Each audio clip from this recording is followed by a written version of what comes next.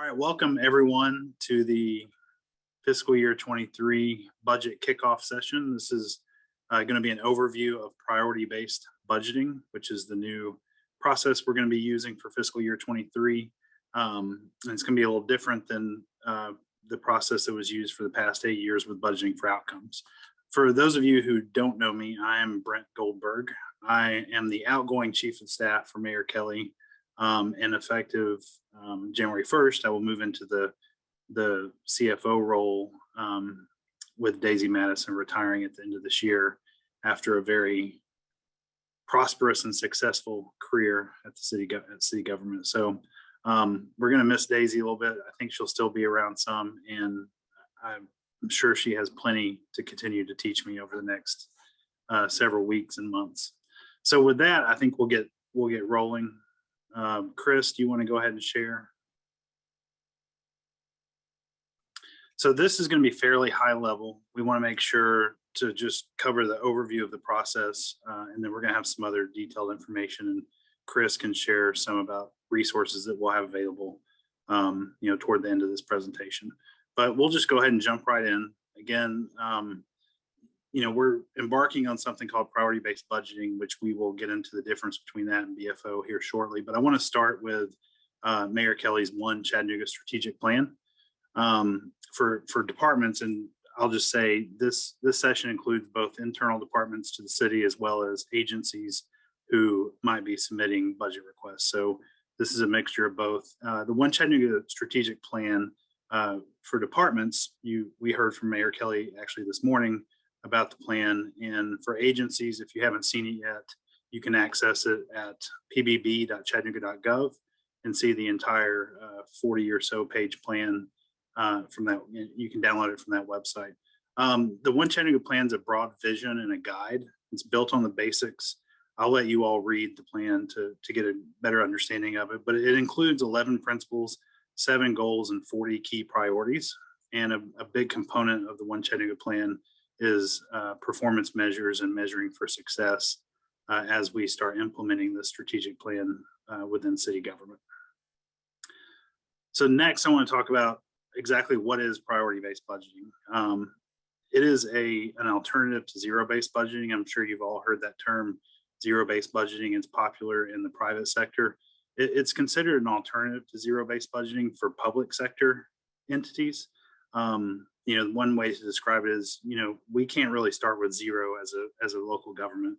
We can never have zero police officers or zero firefighters or zero, sanitation truck drivers or any of that stuff. So there's a base minimum that we have to have in order to provide the services that taxpayers expect for what they pay in taxes. So it's an alternative to zero-based budgeting with some of the same concepts.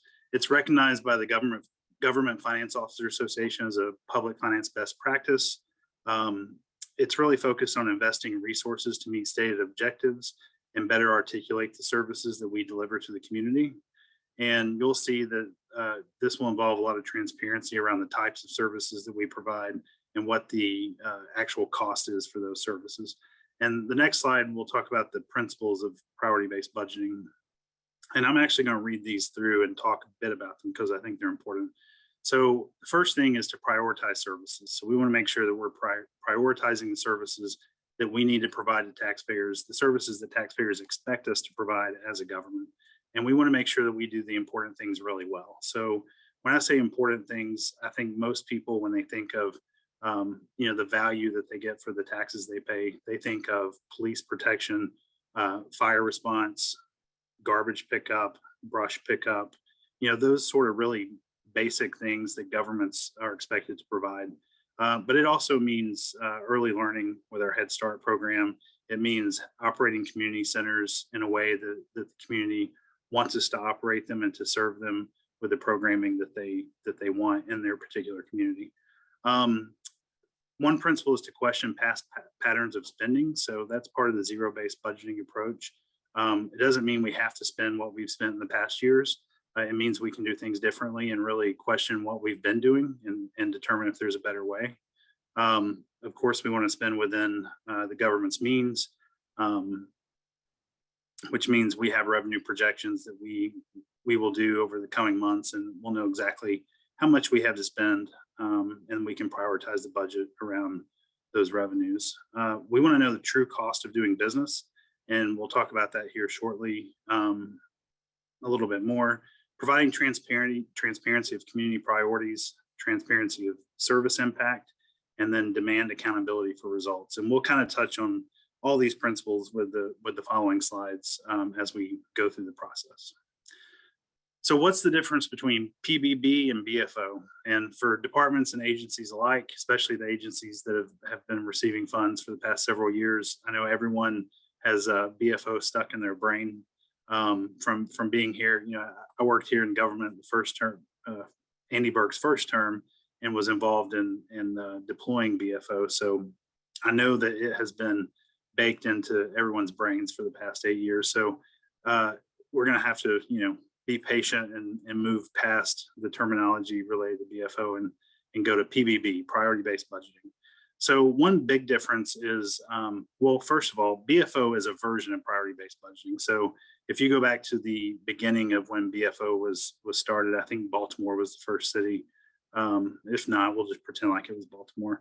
But really, budgeting for outcomes is a version of priority-based budgeting. One big difference for us is we're not going to try to tie specific dollars to specific goals or measures. So with BFO, I think you all know, the ones who have done it, you had to pick a focus area and try to tie your budget request to that focus area along with very specific measures related to that focus area.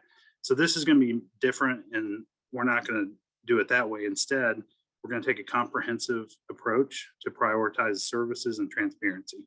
So the first part of that process is to have a strategic plan, which we have with the One Chattanooga strategic plan. We're going to have transparency about the types and cost of basic minimum services that we provide, and we'll touch on that in just a bit. And then operationalizing performance measures is something that Mayor Kelly's talked about quite a bit over the past several months. And you know, we have a department in the city called the Department of Innovation, Delivery, and Performance. That includes the former Office of Performance Management, Open Data.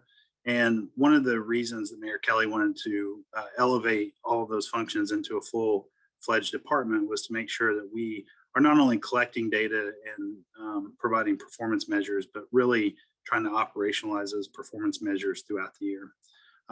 One key component is to encourage innovation, and we'll have a slide to talk about how we're encouraging people to make budget requests for innovative ideas. And then at the end of the day, the biggest part of priority-based budgeting is to prioritize the bold ideas that people have for One Chattanooga, to make sure that we are implementing the mayor's strategic plan as much as we possibly can.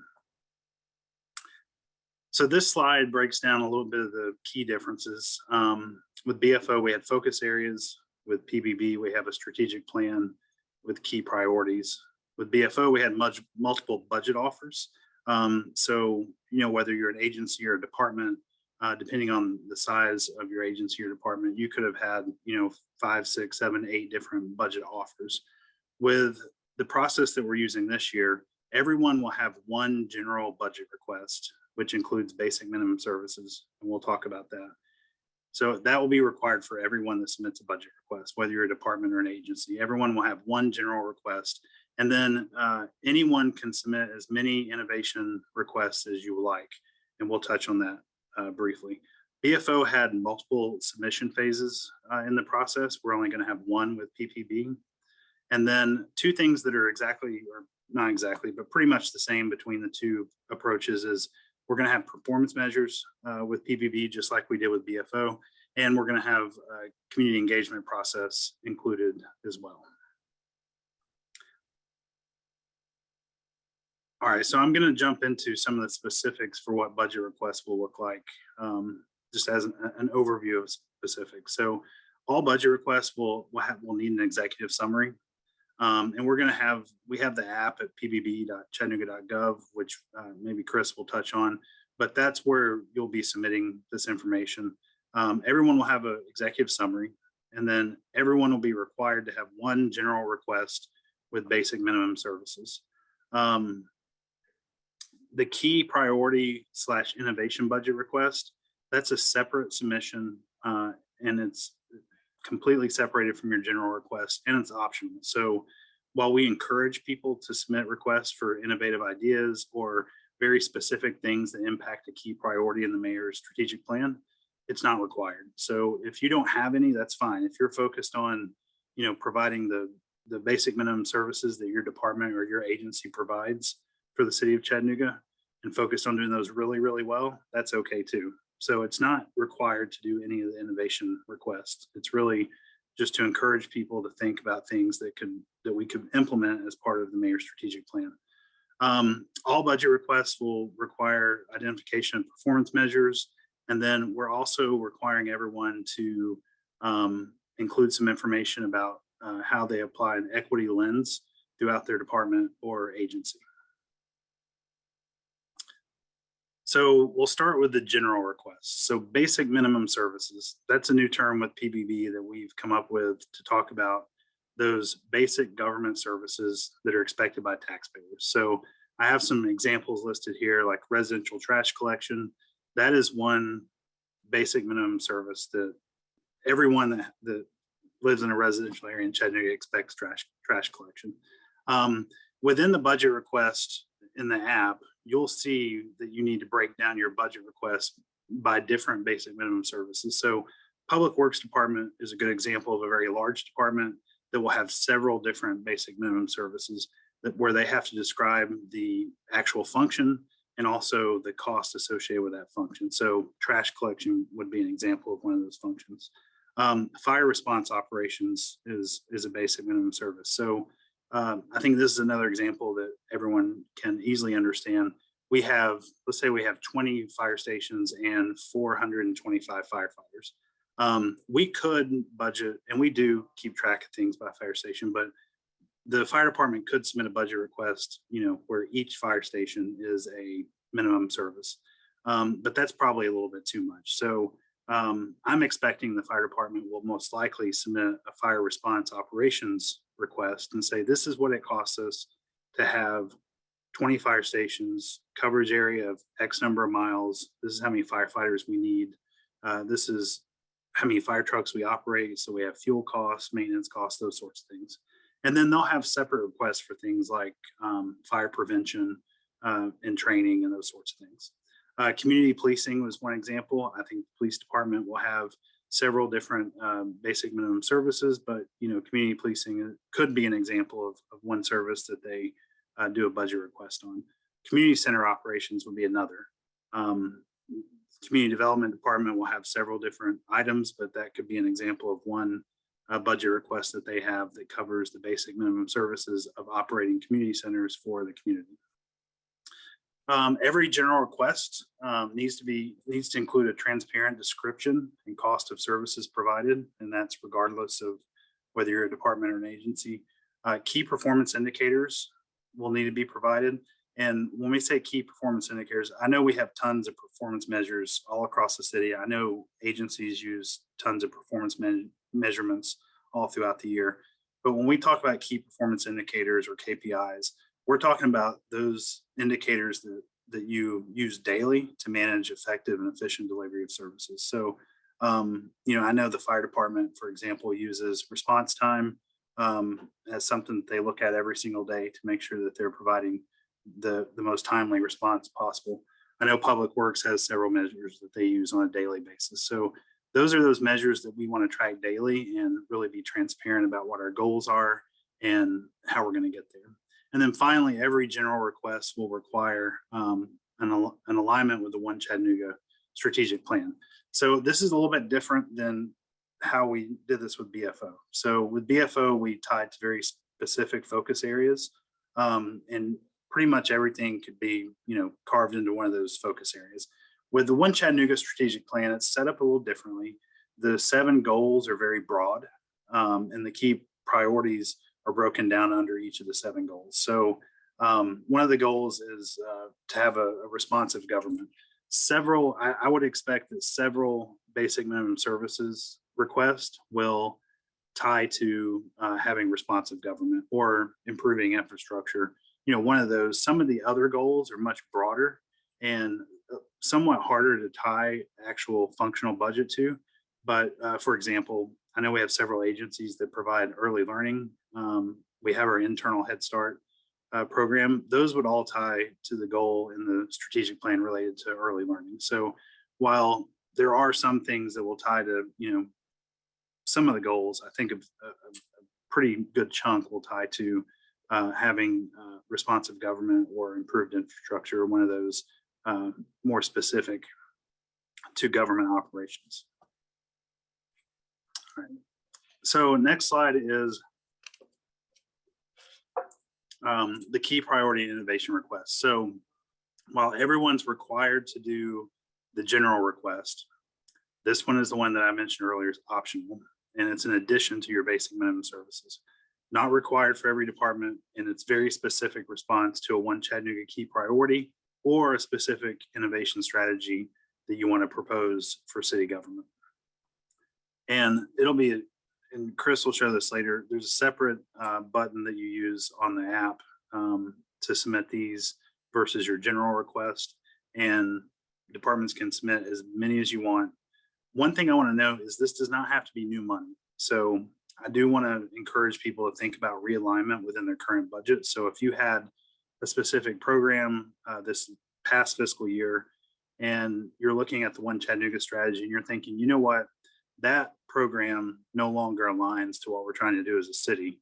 So I want to defund that program and do something different that's in alignment with One Chattanooga. We want to encourage that as much as possible. Not everything has to be requesting brand new money. It could be reallocation or realignment. And then lastly, I just want to mention that these requests should be very specific. Again, very specific to One Chattanooga or an innovation strategy for city government. And they have to include performance measures that will be used to measure these initiatives over the next year. Next slide, Chris. All right, I think, Chris, are you taking over on this slide? Yeah. So I'll just go over the next two slides. Some very important agency information that we have. Just so you know, agencies will be covered in our next session that will start between 1:30 and 1:45.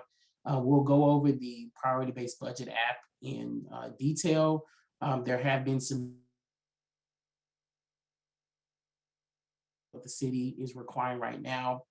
And something that's been added to some of our required documentation is a plan for our agencies to become self-sustainable without any kind of local government funding from the city of Chattanooga.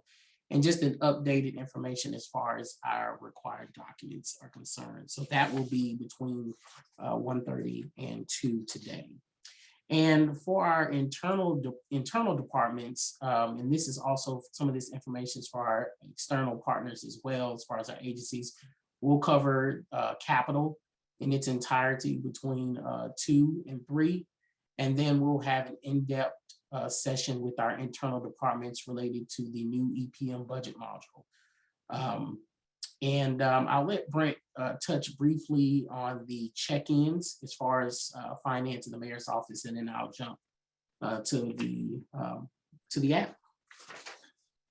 Yeah, thank you, Chris. So one thing that for departments in particular to know about, and agencies we will determine a way for you to also check in to see if you're on the right path or not. But for departments in particular, the mayor's office, in particular, the chief operating officer's office and finance will both be checking in with departments before final submission. So, we're kicking this off today. We plan to do check-ins probably around mid to late January to see where you are in the process, to answer questions that you have about how you're separating basic minimum services, what ideas you might have for innovation. Really just a time for us to provide feedback before you do the final submission in February. Great. And next, I'm going to turn it over to the Department of Innovation, Delivery, and Performance. And we have Andrew, who's going to go into our performance measurements and what's new about that. So I'll let Andrew take over. Thanks, Chris. I'm Andrew Savigny, the Director of the Office of Performance Management and Open Data. Real quick, so performance measures you will see in both types of requests, it's only 2 fields. I think historically it's been a lot of fields on like what are your previous measures and values and all these things, but it's a lot simpler now. All we have is just the performance measure name and then kind of a text area to kind of describe the measure. Not actually, you can put some values if you want to, but describe, kind of why you're measuring what you're measuring within the application. And the reason for that is we want to have more of a conversation with city departments. We're actually doing that now through what we call Chattanooga Improves meetings, which are monthly meetings with the department heads that we've kicked off and be more conversational about kind of what measures operationally are important to them, which we kind of naturally did anyway back in BFO, where we would look at the measures and actually talk to departments. So we're just saving you all some work and putting a little more of it on ourselves. Agencies, it's and similar. You will see performance measures as well in your submission. That's kind of what we're requesting is what are the performance measures that operationally you will use tied to that request. With that, and we'll go over more in the next session for agencies on what the different levels of support and accountability from Ahmad are that you will get based on funding. Thanks, Chris. All right. Oh, sorry, one more slide. Yeah, so just really quickly, high value measures. If you should kind of use this checklist when you're thinking of your performance measures. You should actually think of making sure it's actually trackable and from actual data that you can collect or currently have. Ideally, it's something that's somewhat directional and it informs your operations. And it should be also a measure that, your department, your agency, that people are bought into, not just just something that you just want to track and do, but it's actually something that, you believe in. All right, thank you so much. And now I'll turn it back over to Brent. And so he can discuss one of the newest things with PBB, and that's our equity lens. Thanks, Chris. Just to touch briefly on equity lens. So for those of you that don't know, we included in our restructure of government a Department of Equity and Community Engagement. I know that we're in the process of, I think it's either closing or about to close, but we had a posting out for a chief equity officer, and we will start interviewing people for that position pretty soon. But we will have a Department of Equity and Community Engagement that will really be tasked with partnering with all the other departments and community leaders, agencies, everyone throughout the city to really push and promote equity and implement equitable practices throughout the city. And so we expect all of our departments to partner with the chief equity officer and the Department of Equity and Community Engagement to do this. And we also would expect agencies to be able to do the same thing with their budget request and be able to detail how the agencies promote equity and implement equitable practices. So some examples of what I'm talking about. So, and this is not we're not asking for a ton of detail in this area since this is new this year. We're kind of kicking this off until we've really stood up the Department of Equity and Community Engagement and they'll be responsible for implementing some robust frameworks around equity that will be much more applicable for fiscal year 24 budgeting. But even for fiscal year 23, we do want departments and agencies to really be intentional around this area and talk about the ways that they can promote equity. So some examples include equity-focused budget development, equitable recruiting, where departments or agencies, either one, are focusing on recruiting and hiring people in a way that reflects the community, equitable hiring practices, as well as minority contracting. So those are just some examples the departments can start thinking about, or agencies can start thinking about as you think about how you're going to tie your budget request. And it's not really tying your budget request, it's really tying your departmental operations to what you're going to do from an equity standpoint, and really using an equity lens as you develop your budget and implement operations throughout your department. And we're going to ask departments and agencies alike to list some specific actions that you plan to take around equity. All right, perfect. And next, I want to talk about some community engagement. I know that we're going to have some possible community engagements in January. So Brent, you can touch on that. Yeah, so I think we determined that we will have 3 community engagement sessions. They will all take place in the month of January. We are not quite ready to release those dates yet, but we will certainly release those and push those out through the media as well as our email list and everything else. But those will be released, by the first week of January, and that we plan to do those somewhat similar to what we did in the past with BFO. They're all going to be virtual this year again, and we will have the use of breakout rooms and sticky notes and all those sorts of things to make sure that we capture as much information as possible from the community engagement sessions. All right, I'll touch what everybody's been waiting for, and those are our training and submission deadlines. So of course, we're here on December the 16th. The app and all of the relevant documents will be released on Monday, December the 20th. So you can start putting in those requests. And of course, as Brent said, in January, we will have those community engagement sessions that will be sent out. And just a reminder, we have 1 phase. So no more pre-submission or initial submission. We are at 1 phase, which is on the day of love, which is Valentine's Day. We did that on purpose. We're going to show you all a lot of love for your requests. So just remember that February the 14th is our final submission deadline. And we've got some questions here in the chat. Brent, I don't know, do you want to answer those live? We do have some questions, and we can either answer those live, or we can reach out to you if you want to email those questions, or we can answer some of those live, Brent. Yeah, I mean, if you've got, I don't know that I can see them right now, but if you want to pick some of the ones that may apply to the most people, we can answer those live and then send the rest out. One question we got from an agency: where do nonprofit organizations fall within the basic minimum services? Good question. So we want every agency to submit a general request, and you may have, if you're an agency that's been receiving funding for several years, you're probably, we're just going to say you're considered a basic minimum service at this point. So if you provide early learning services in any form or fashion, that obviously ties to One Chattanooga, and you could submit your request, basic minimum services request that way.